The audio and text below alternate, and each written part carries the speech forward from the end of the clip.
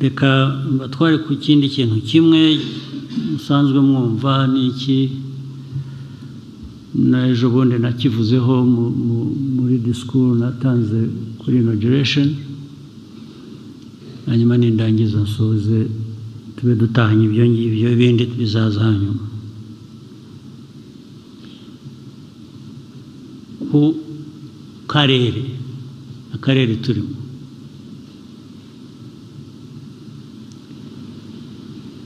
izi ntambara ziri mu karere mu Eastern Congo ibindi biri aho bijya bigera bityo bisukuma biri no mu ahandi dufitanye imbibi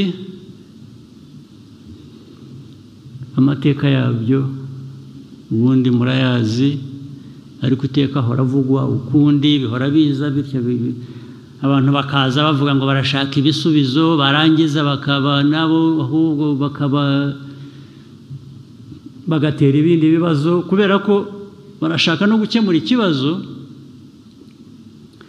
uburyo babishaka bibabereye ntabwo bashaka gukemura ikibazo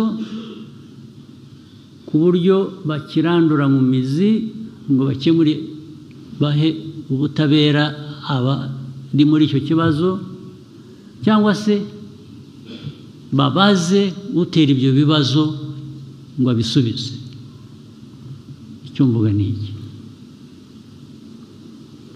imyaka ibaye ingahe hari izi nterahamwe FDLR utazizi ninde hano cyangwa zitahekuye ninde hano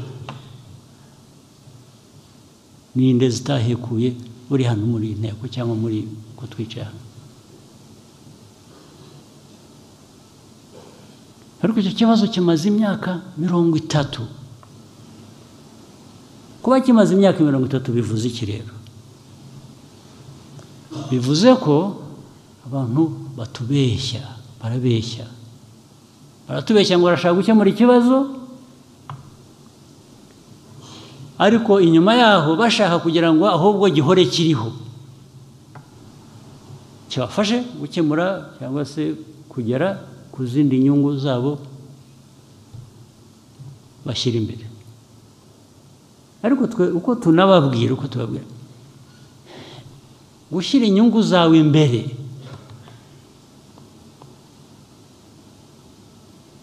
twe ntabwo bitureba nta nubwo twarwanya inyungu zawe ntabwo turwanya inyungu zawe ariko inyungu zawe ntizishobora kuboneka aho inyungu z'abandi cyangwa uburenganzira bw'abandi bitubahirizwa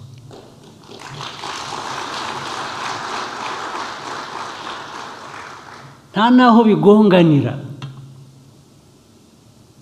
ntabwo bigongana kugira ngo ukore ikintu kizima kandi wubahirize ubone n'inyungu zawe washakaga bigonganira hehe icyo ni kimwe icyo turakivuze ikintu cy'interahamwe barangiza bagahimba interahamwe zari zaratashye hanyuma u Rwanda ruzigarura muri Eastern Congo kugira ngo bakore exploitation babone uko batwara ubukungu bwa Congo ariko ubukungu bwa Congo nge ntwara wowe kuki utabukoresha wowe nyirabwo ko mbona abantu bawe bakennye nk'abangi hano cyangwa bari no hanyuma kuki utabikora kwanza ariko cyo kubeshya ngo interahamwe zaratashye kuko erega nyinshi zaratashye kuko ziri na hano bazaze ahubwo tuzibereke izatashye nyinshi imyaka miremire kandi na UN arabizi bamwe nibo babacyuraga babazana n'abahoze mu ngabo za kera zafashije abajenosideri bakamara abantu icyakabiri bagera bikanahimba akavuga ngo ariko urabizi mu Rwanda nta nubwo tuzi abapfuye n'abishe ntabwo baza hari ahantu usanga imvugo ari ukuvuga ngo mwitonde ibintu bya genocide ababikorewe hari n'abandi bapfuye rwose hari ubwo ariko iyo bikorwa n'abantu bafite imbaraga urabihorera ugakora ibyo ushoboye icyo ni ikindi kikaba ngo ni bakeya abicanyi bake bababaye cyangwa bibavanaho icyaha gute abicanyi bake ariko ababivuga ubwabo muzi ibintu by'iterabwoba terrorist kujya guterera ahantu hejuru se bagomba kuba bangaye isi irwana n'abantu batanu bageze batya batanu bakoze igikorwa cy'iterabwoba ibyo kuri bo nibyo biremereye kurusha abantu bishe abantu miliyoni y'abantu hano bari aho bari hariya bafite intwaro bahabwa intwaro na training n'ibindi byose na leta ya Kongo kuri ibyo niyo dukwiriye kubigendamo buhoro tugaceceka hejuru y'ibyo dufite abantu bari persecuted bava muri Kongo mu Eastern Congo hano mu Rwanda ibihumbi 130 130,000 n'abandi barazaga buri cyumweru barambuka bakaza ikibazo cya mbere cyari kubanza kubaza ngo ariko aba bantu ni bantu ki ni abanyarwanda bari baragiye muri Kongo ikabarambirwa ikabirukana bakwiye bataha iwabo ni abanyekongo ariko badashakwa muri Kongo kubera politike mbi muri ibyo byose bigomba gukemuka ni iki ariko ikibazo cyakemutse ni uko aba bantu ari abanyekongo ntawuza dushyiraho igitugu ngo tuvuge ngo Kongo ntibashaka kubera ko ufitanye amasano n'abanyarwanda n'abatutsi nibasange bene wabo hakurya mu Rwanda batuvira ufite uburenganzira ki bwo gukora ibi ngibi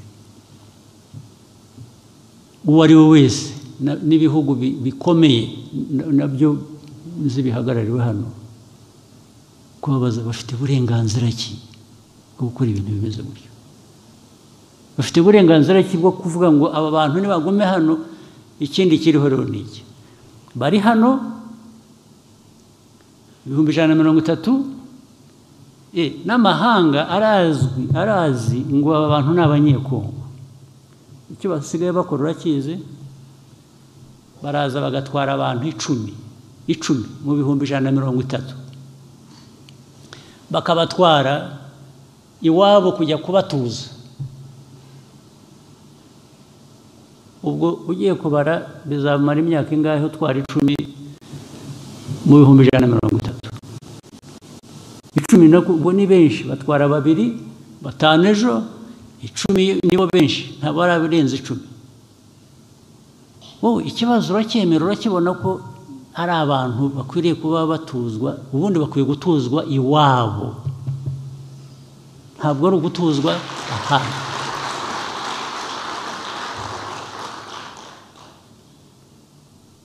warangiza ugahindukira ikibazo ukakigira icy'u Rwanda ukakigira icyanjye ukakimbaza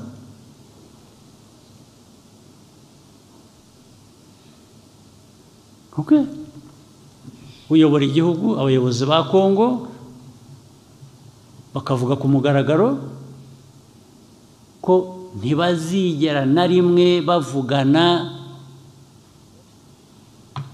n'abo ngabo bafite icyo kibazo muri Kongo, bavanwamo, bicwa, bafungwa, bagira bate, abayobozi b'igihugu akaba ari ko bavuga kandi bakumva ko babifitiye uburenganzira, ndetse rimwe na rimwe abantu ukabona barasa nk'aho babiteze amatwi. Ndetse haba hariho uburyo bwo kugira ngo bikemure, bagatangira u Rwanda murebe neza, musigaye mwumvikana nabi. Kumvikana nabi? Wowe ufite ikibazo uranyumva nabi, jewe bintera ubwoba? Wapi kabisa.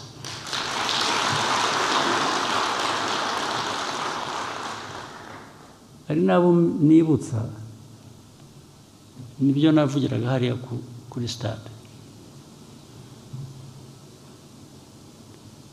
Ubwo bakambwira ngo vugana n'aba bantu barwanira, ukavuga ngo urebe ngo bashyire intwaro hasi, ngo tubashyire ahantu, hanyuma ibyo tuzakora tuzabitekereza. Ariko ibyo simbizi, wenda bazabyemera. Ubundi uko mugenza abantu banyu nta nubwo mukwiriye kuba mubimbaza, ariko iyo ufashe abantu nabi ukabambura uburenganzira bwabo bifite ingaruka. Ndetse nkabongereraho nariko jewe mubwira muzi aho naturutse.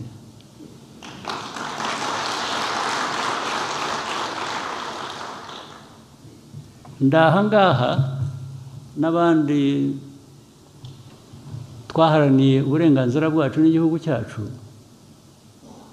nta muntu n'umwe ku isi wigeze abiduha nka gift.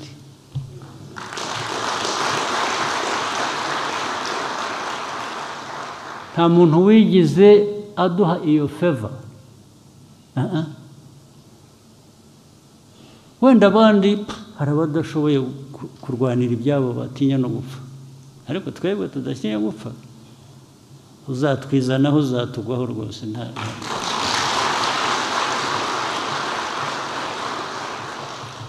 Biriya mwabonaga buri munsi ko bazatera u Rwanda kuko u Rwanda ni ruto, a small country, ntabwo ari ibyo birazwi, ntawe twabijyaho impaka n'ibyo. A small country, but our rights are as huge as of these big countries. It comes to our rights.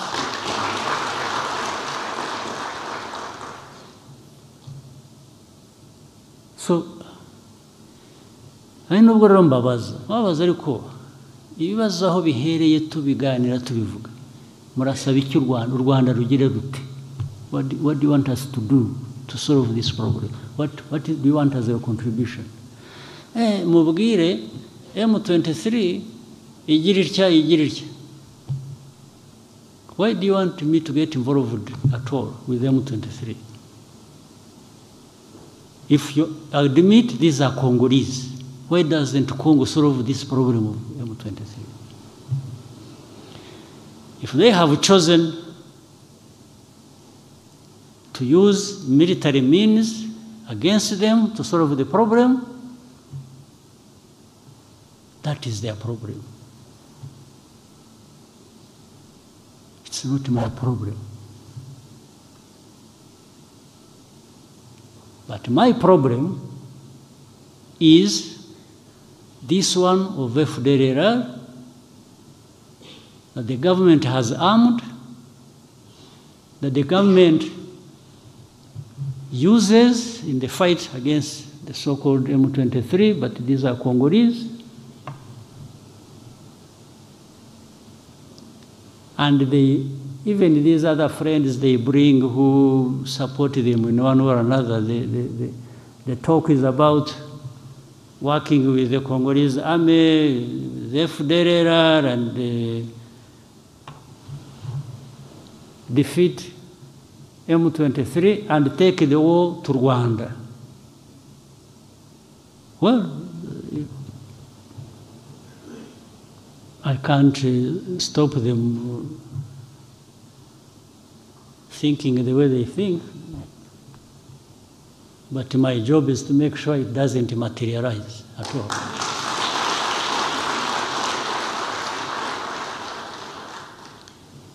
But ikindi muvane abasirikare banyu muri Congo, muvane RDF muri Congo.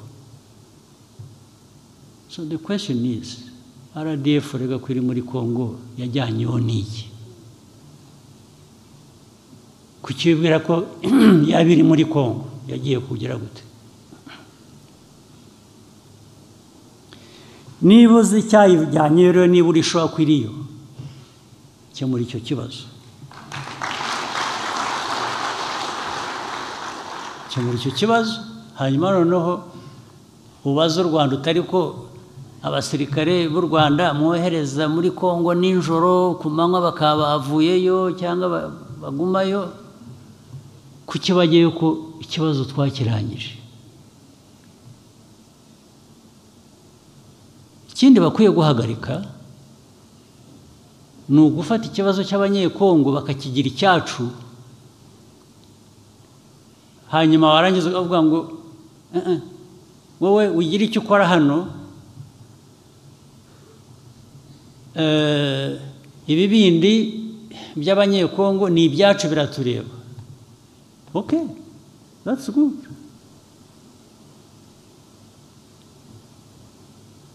If you admit that these are Congolese, then don't use their existence in Eastern Congo against me by saying I'm supporting them.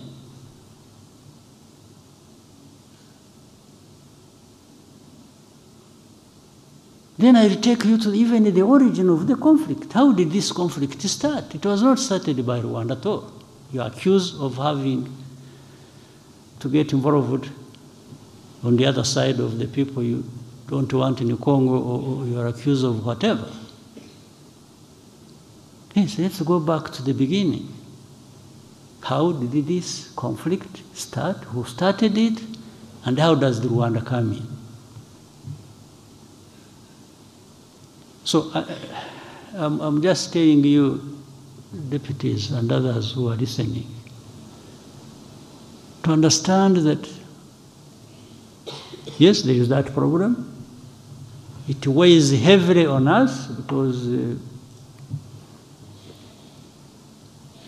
for us it is a serious matter, security, long-term issue we have to address. We want good neighborliness, but what the problem is, how do we achieve this good neighborliness? It doesn't come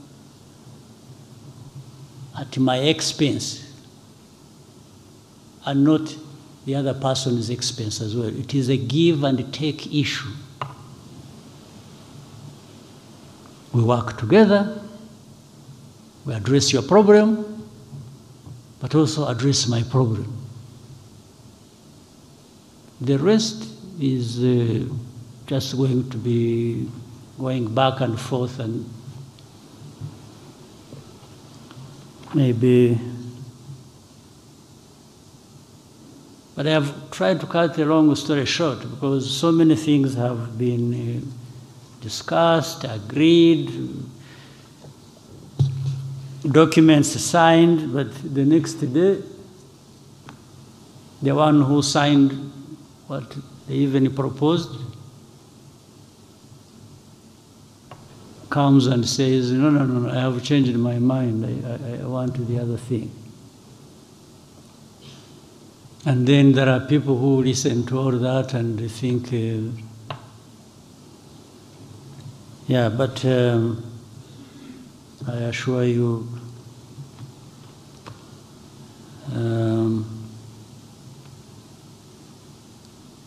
muzareke gusa gutuma abantu bamwe banyura muri ka kajagari nahereyeho, hari ubwo bananirwa kugeza aho bagushakaga mu buryo bundi nk'ubwo navugaga bugaragara, bakanyura mu bindi bijijisha bigenda bikabajya mu mitwe bikabagira kakurangaza. Ubu hari abazashinga amakanisa bigisha abantu ko buriya dufite intambara ya Kongo inadutera ibibazo kubera ko tutemera Imana, hanyuma usangirega abantu babigiyemo kugira ngo kabisa, ariko bene ibi biba muri Afurika gusa, byaba no mu Rwanda, ahandi ntabwo byahaba.